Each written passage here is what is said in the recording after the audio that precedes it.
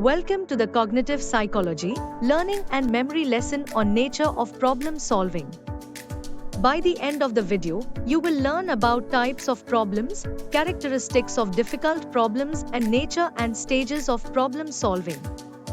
You will also learn about the kinds of thinking processes and concept of insight problems. Problem solving is something we do every day. It's about finding ways to overcome difficulties and achieve goals. This shows our ability to adapt, think smart, and get past barriers. Whether it's choosing a career, solving a conflict, or facing academic challenges, problem solving is key. Every day, we face many problems. Some are simple, like deciding what to cook for dinner. Others are more complex, like solving a conflict at work. Problems can be easy, like organizing your day, or hard, like negotiating peace. Each type of problem needs a different approach to solve it.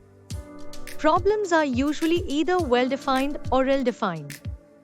Well-defined problems, like solving a math equation or a jigsaw puzzle, have clear steps to the solution. Ill-defined problems, like creating peace strategies, don't have clear solutions or methods, making them harder to solve. Well-defined problems are in three main types: arrangement, reorganizing elements to fit criteria, inducing structure, finding relationships among elements, and transformation, changing one state to another to achieve a goal. Each needs different thinking strategies.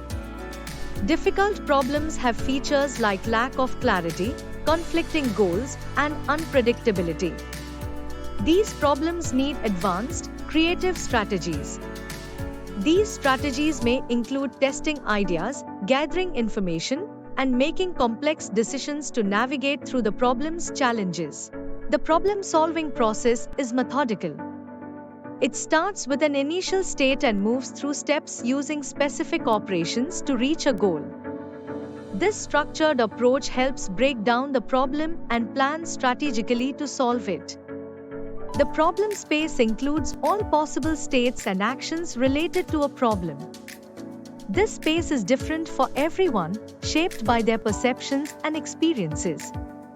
Navigating this space efficiently with good strategies is crucial for solving problems. Effective problem solving involves two types of thinking: analytical thinking, logical progression and data analysis, and synthetic thinking, creative integration of information. These processes help tackle complex problems with different methodologies. Insight problems are unique because they are often solved with sudden realizations or eureka moments rather than systematic deduction. These problems need flexible, innovative thinking that can connect unrelated information to find a solution.